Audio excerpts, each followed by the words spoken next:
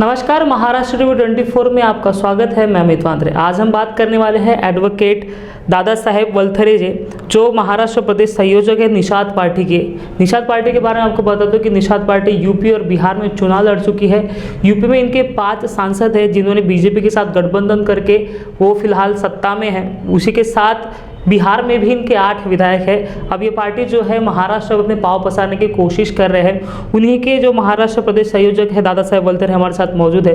इनका 7 तारीख को एक स्नेह सम्मेलन है, इनके कार्यकर्ताओं का स्नेह सम्मेलन है। उसके बारे में जानकारी देने के लिए सर आए। उसके साथ ही इनकी पार्टी किस मुद्दों के साथ लोगों के बीच में जाएंगे, इसके बारे में जानते हैं। सर, महाराष्ट्र 24 में आपका स्वागत है। सर, 7 तारीख का आपको जो प्रोग्राम है उसकी रूपरेखा कैसी है?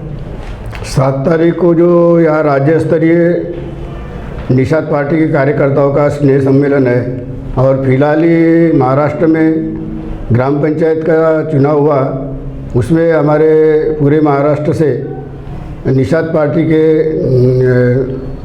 सहकार्य से हमारे पार्टी लेवल पर करीबन 250 के करीबन वहाँ उम्मीदवार चुनकर आए सदस्य ग्राम पंचायत में। तो इस कार्यक्रम में उनका हम सत्कार करने वाले, क्योंकि पार्टी में थोड़ा सा एनर्जी मिलना चाहिए, उनको उत्साह आना चाहिए, क्योंकि आगामी जो चुनाव रहेंगे ग्राम पंचायत क्या बोले, हम उनको बोलते हैं कि तुम अभी बालवाड़ी में पास हो गए, फिर आप पंचायत समिति में पहले क्लास में जाएंगे, जिला परिषद में दूसरी में जाएंगे, तीसरी में जाएंगे जब विधायक के लिए, और ऐसे करते करते आखिरी जो स्टेज रहेगी सांसद की, तो स्टेप बाय स्टेप तो बहुत से सारे उम्मीदवार 250 में से है तो पहली बार ग्राम पंचायत के सदस्य बने। उनको इनकरेजमेंट होना चाहिए, उत्साह होना चाहिए, इसलिए हम उनका सत्कार करना चाहेंगे, ताकि हमारी निषाद पार्टी से जुड़े हुए कार्यकर्ता एक में बढ़ाएंगे और पार्टी भी बढ़ेगी उससे। ये हमारा उद्देश्य है। महाराष्ट्र में ये पार्टी काफ़ी नई है, लोगों ने इसका नाम नहीं सुना है। यूपी बिहार में ये फिलहाल चर्चित पार्टी है। तो महाराष्ट्र के लोगों को ये जानना है कि निषाद पार्टी किस मुद्दों के साथ, किस विचारधारा की ये पार्टी है, क्या पॉइंट ऑफ व्यू लेके लोगों के बीच में जानी चाहती है?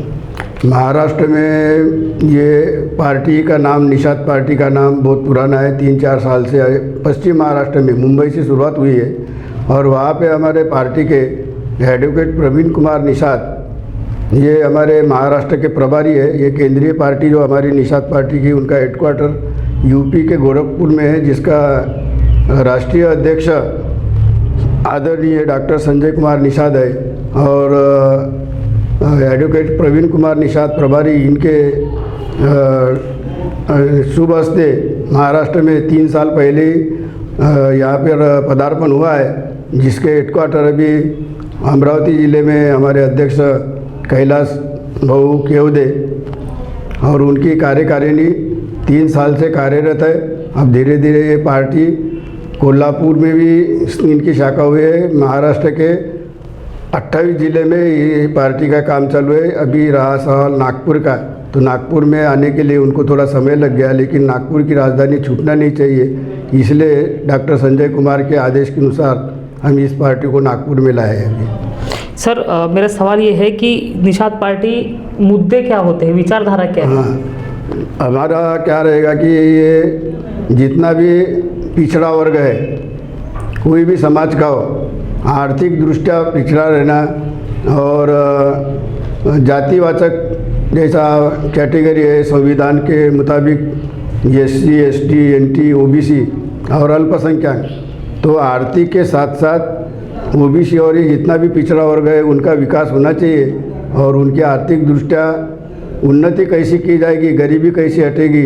बहुत सारे लोग अभी भी, कुछ लोग ऐसे हैं कि वो इतना अनाज पानी फेंक देते हैं और कुछ लोग ऐसा है कि उनको एक दाना भी नसीब में नहीं आता। ये हो गया खाने का बारे में। बाद में कपड़े के बारे में, कुछ लोगों के पास इतने सारे कपड़े रहते हैं कि रखने के लिए भी घर में जगह नहीं है और गरीब लोगों के पास तो एक भी इंच एक कपड़ा नहीं रहता, उनके लिए उनके बनियान नहीं रहती, उनके पास कपड़े पहनने को नहीं अच्छे ढंग से हुए। हो गया रोटी कपड़ा। और दूसरा सवाल है हमारा रहने का, बहुत जाने के बाद इतने सारी इमारतें हैं, जगह है, प्लाट है, और कुछ लोगों को तो ऐसे रोड पर भी सोना पड़ता है। तो ये सब लोगों को मद्देनज़र रख के इनका विकास करना चाहिए। अभी 70 साल 75 साल से देश आज़ाद हुआ है, लेकिन इन गरीब लोगों के तरफ किसी का भी ध्यान नहीं है। जब चुनाव आते हैं तो उनका वो वोटिंग लेते, ये पिछड़े वर्ग को एकत्रित करने का ये पूरा कार्य ये हमारे राष्ट्रीय अध्यक्ष डॉक्टर संजय कुमार निसार कर रहे, और ये काम हमारे महाराष्ट्र में हम सब मिलकर करने वाले हैं। सर, आपने कहा कि पिछड़े वर्गों के लिए काम करना आपकी प्रायोरिटी है, आपकी पार्टी की प्रायोरिटी है। तो महाराष्ट्र हो या पूरे देश में हो, बीजेपी, कांग्रेस और अन्य जो पार्टी है वो यही कहते हैं कि हमें पिछड़े वर्गों का उत्थान करना है, उनका विकास करना है। तो आपको लगता है कि जो राष्ट्रीय पार्टी है वो पिछड़े वर्गों के साथ भेदभाव करके उनका विकास नहीं कर रही है, इसलिए आपकी पार्टी ने जन्म लिया है? हमने यूपी और बिहार में जो चुनाव में सक्सेस हुए, विजय प्राप्त किए, इस पर से हमें महसूस होता है और हमें उम्मीद है कि वही वहाँ की रणनीति इधर हम ये कार्यरत करेंगे, और उनके बलबूते पर ये ज़रूरी हमारे ये निषाद पार्टी के तरफ से ये जितना भी अभी मैं बोला उनका सब विकास करने के पूरे प्रयत्न किया जाएगा। ये मेरा सवाल वही है, आपने उसका आंसर नहीं दिया कि क्या जो राष्ट्रीय पार्टी है, बीजेपी, कांग्रेस या अन्य कोई पार्टी हो, बीएसपी हो, जो खास तौर पर दलितों के लिए काम करती है, क्या ये जो पार्टी है ये पिछड़ों का विकास नहीं कर पा रही है? नहीं, इसलिए तो हमने ये निषाद पार्टी को बढ़ा रहे ना, वो अच्छे ढंग से नहीं कर रहे। आखिरी में वो जो एक सिक्के के दो पहलू है, फिर बीजेपी रहे या कांग्रेस रहे, वो दोनों भी सरीकित रहते हैं और चुनाव के टाइम पर सब वो आश्वासन देते हैं, और कुछ दोनों भी पार्टी की तरफ से ये पिछड़े वर्ग और गरीब लोगों को न्याय नहीं मिल रहा है, इसलिए ये निषाद पार्टी अभी जोरों से काम कर रही है। सर, आप प्रकाश आंबेडकर के भी सहयोगी रह चुके हैं, आपने उनके पार्टी के लिए चुनाव भी लड़ा है, क्यों आपने उनकी पार्टी या उनका साथ क्यों छोड़ा? वो देखो, उनका उसके बारे में मैं कमेंट्स नहीं करूँगा, क्योंकि मैं वहाँ रह चुका हूँ, और अभी मैं फ़िलहाल में अभी निषाद पार्टी में गया, तो इनका क्या गलती हुई क्या नहीं हुई इसके बारे में मैं नो कमेंट्स। वंचित बहुजन आघाड़ी जो है वो ये दावा करती है कि हम पिछड़ों को, जरूरी नहीं है कि वो SC/ST हो, फिर वो किसी भी समाज के हो, जो पिछड़े वर्ग से आते हैं, जो भोई हो, फिर अन्य कोई अन्य पिछड़े वर्ग से हो, इनके लिए पार्टी है, ऐसा प्रकाश आंबेडकर का दावा है। आप भी उनके साथ काम कर रहे हो, आपने फिर आप फिर जुड़े हो निषाद पार्टी से, तो क्या ये जो वंचित बहुजन आघाड़ी भी नई पार्टी लॉन्च हुई है जिन्होंने प्रकाश आंबेडकर ने किया है, क्या ये सही तरीके से वंचितों को न्याय नहीं दे पा रही है, या फिर उनके साथ जो कहा जाता है कि वंचितों के लिए एक खड़ी की गई पार्टी है, उनको न्याय नहीं मिल रहा है वहाँ पे? जहाँ तक सवाल है, आपने प्रकाश आंबेडकर उर्फ बाबा साहब आंबेडकर का नाम लिए। बाबा साहब आंबेडकर का नाम लेकर के दलितों की संगठनाओं में, जिसका नाम अपन रिपब्लिकन बोलते हैं, वहाँ पे बहुत सारे गुट हुए, और वो हर एक गुट किसी न किसी पार्टी से गठबंधन करके लड़ रहे।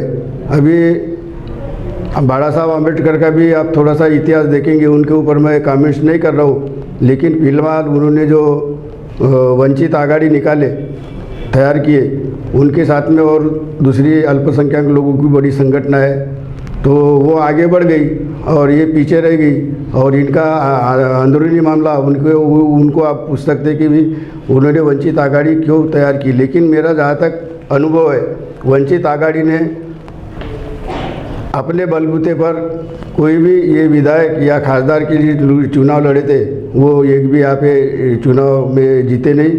हालांकि दूसरी रिपब्लिकन पार्टी जो है, बाबा साहब आम्बेडकर के ध्येय धोरण से चलने वाली, उनके कुछ न कुछ परसेंटेज में उनका वोटिंग भी ज़्यादा है, एक दो लोग चुन के भी आए।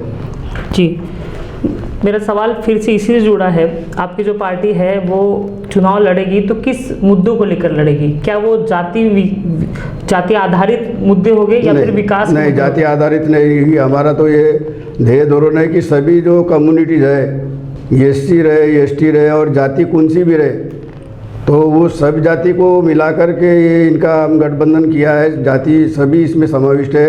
ये निषाद नाम से पर्टिकुलरली जैसा बोलते हैं कि निषाद बोले तो मछुआरा समाज है, लेकिन मछुआरा ही नहीं है, ये पार्टी में सभी जाति के लोग समाविष्ट किए गए, और वो सभी जाति के जो जो अन्याय अत्याचार हुए है, वो चाहे व्यवसाय के माध्यम से हो, चाहे उनकी अन्य कोई भी लाइन में उनका अन्याय होता होगा, वो सब उनके अन्याय दूर करने के लिए ये पार्टी सक्रिय रहेगी और करते रहेगी काम उनके उद्धार के लिए। आपने भी महाराष्ट्र में अपने पाँव पसारना शुरू किए हैं। नागपुर में अगले साल महानगर पालिका के चुनाव है, क्या निषाद पार्टी 2022 का महानगर पालिका चुनाव लड़ने वाली है? हाँ, इसके लिए तैयारी हमने अभी 8-10 महीने शुरू कर लिए। नागपुर में जितने भी ये नगर सेवक का चुनाव रहेंगे, जितने भी वार्ड में, हर वार्ड में हमारा 1-2 कैंडिडेट, हम उनको एरिया वाइज उनकी जवाबदारी उनको सौंपेंगे और उनको चुनाव लड़ाने के लिए उतारने वाले हैं। क्या अपने बलबूते के साथ निषाद पार्टी हाँ, उतारने अपने वाली है या बलबूते- फिर कि गठबंधन के साथ? नहीं, गठबंधन की बात अभी नहीं कर रहा हूँ। हमारे राष्ट्रीय अध्यक्ष जी जो बोल रहे हैं, हमारा कहना है, क्योंकि जब अभी गोरखपुर में 13 जनवरी को बहुत बड़ा सम्मेलन हुआ, मैं वहाँ जा नहीं सका, लेकिन उनका जो है नारा, उनकी जो बातें हैं, वही धारा के ऊपर हम नागपुर में भी काम करेंगे। उनका कहना है कि पहले गठबंधन का जब प्रश्न आएगा तो पहले हम चर्चा करेंगे, चर्चा से प्रश्न नहीं छूटा तो फिर पर्चा भरेंगे, और चर्चा और पर्चा होने के बाद में हम खर्चा करके अपने बलबूते पे भी अपने उम्मीदवारों को चुना कर लाएंगे। इतनी बड़ी ताकत हमारे निषाद पार्टी की है और वही हम यहाँ पे रणनीति अपनाने वाले हैं। तो पूरे तैयारी से हम भिड़ गए यहाँ पे। महानगर पालिका में कहा जाता है कि एक गढ़ है बीजेपी का, तो ऐसे में भेदना कितना मुश्किल होगा अब निषाद पार्टी को, जो जिसे लोग पहचानते भी नहीं है अभी, वो किस तरह से उनको भेदेंगे? क्या रणनीति आपने तैयार की? नहीं, हमारे पार्टी के जो ऊपर हाई लेवल के हमारे जो लीडर है, उन्होंने बीजेपी के साथ में गठबंधन यूपी में है, उसकी कोशिश वो हम नहीं करेंगे। वो बीजेपी के तरफ से अभी उनको ऑफर देना पड़ेगा हम लोगों को, क्योंकि फ़िलहाल अभी नागपुर में हर एरिया में जाएंगे तो कम से कम हमारे हर वार्ड में 1-1, 1.5-1.5, 2-2 हज़ार के संख्या में मतदाता है। और बीजेपी को अच्छे से मालूम है कि निषाद पार्टी यहाँ आ गई, यानी बहुत इनको ये ठेस पहुँचेगी अगर हमने इनको साथ में नहीं रखा। तो इसलिए संजय कुमार जी का कहना है कि हम उनके साथ में गठबंधन के बारे में वो अगर आते हैं तो चर्चा करेंगे। हम खुद चर्चा करने को नहीं जाएंगे, क्योंकि हमारी ताकत अन्य राज्य में और इतने अन्य जिलों में, महाराष्ट्र के भी सबको मालूम है कि ताकतवर हर जगह में है। इसका व्यवसाय ही मच्छीमारी का है, जहाँ पर पानी है, नदी है, तालाब है, बांध है। तो भारत का ही नहीं, पूरे विश्व में ये मछुआरे समाज ने, अब मैं ये कि पर्टिकुलर जात का इसलिए बोल रहा हूँ कि ये फाउंडर मेंबर है, मछुआरे के, सबको लेकर चल रहे। लेकिन इतिहास ऐसा है कि यहाँ जहाँ पर भी पानी है, वहाँ से पूरे विश्व में मछुआरों का ही रास्ता। निषाद राजा थे, वहाँ तो ट्रांसपोर्ट इनके हाथ में थी, अंतर्राष्ट्रीय व्यापार था। ये सब बातें हमारे यहाँ के लोकल बीजेपी के हो, शिवसेना के हो, कांग्रेस के हो, हर एक को मालूम है हमारी मच्छीमारों की ताकत कितनी है। और उनको हमारे पास आकर के चर्चा के लिए बैठना पड़ेगा, चर्चा करेंगे और सोल्यूशन नहीं निकलेंगे तो बाद में फिर पर्चा भरेंगे। एक अनुमान आपके पास होगा कि महाराष्ट्र में मछुआरों की संख्या कितनी है? महाराष्ट्र में हर जिले की हमने बताया कि कम से कम जिले में पकड़े तो 4 से 5 लाख लोग मछुआरा है। गांव की सब खेड़ी के अगर टोटल लिए तो, और उसमें से मतदान के लिए कम से कम 60%, वो जितनी टोटल पॉपुलेशन है मछुआरी की, तो 60% के हिसाब से 3-3, 4-4 लाख हमारे लोग हैं हर ये खासदार के एरिया में। ओवरऑल महाराष्ट्र में एक आंकड़ा? हाँ, वहाँ 2 से 2.5 करोड़ की अपनी लोक संख्या है इनकी, मतदाता की। तो अगर आप अकेले ही लड़ते हो तो आपको लगता है कि आप कुछ भी सीट जीत पाओगे महाराष्ट्र? हाँ, जरूर जीतेंगे।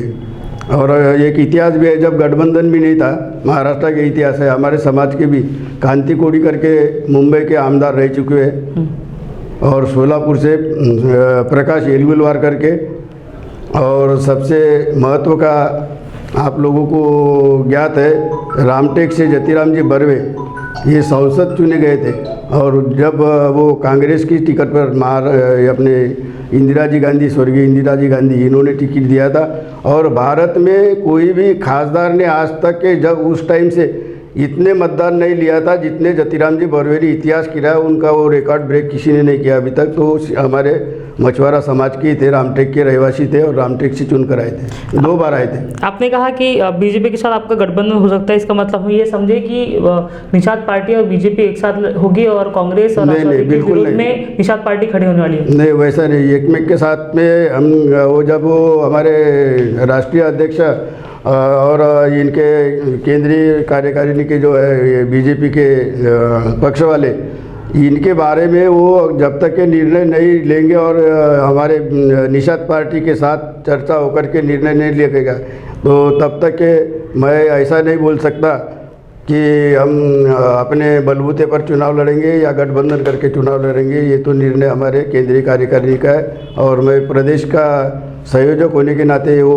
उसके बारे में जवाब देने के लिए मैं जवाबदार भी नहीं हूँ। वो प्रश्न आप हमारे राष्ट्रीय अध्यक्ष जो अभी 7 तारीख को आने वाले नागपुर में पधार रहे तो उनसे आप पूछ सकते हैं। सर सपोज कि अगर गठबंधन नहीं होता है, मैं एक हाइपोथेटिकल सवाल पूछ रहा हूँ, नहीं होता है तो आप बीजेपी के साथ टक्कर लेने के लिए सक्षम हो? हाँ, अगर वो नहीं होता तो हमारा देश वहाँ से यूपीसी है, वहाँ पर भी हमने गठबंधन में सत्ता में आने के लिए हुए, लेकिन चुनाव तो हमने अपने बलबूते पर चुने लड़े और जीत के आए।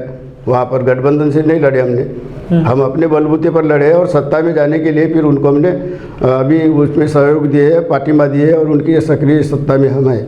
एक मेरा फिर से हाइपोथेटिकल सवाल है, लेकिन आखिरी सवाल है, अगर आप चुनाव लड़ते हो महानगर पालिका में तो आप कितने सीट जीत पाओगे?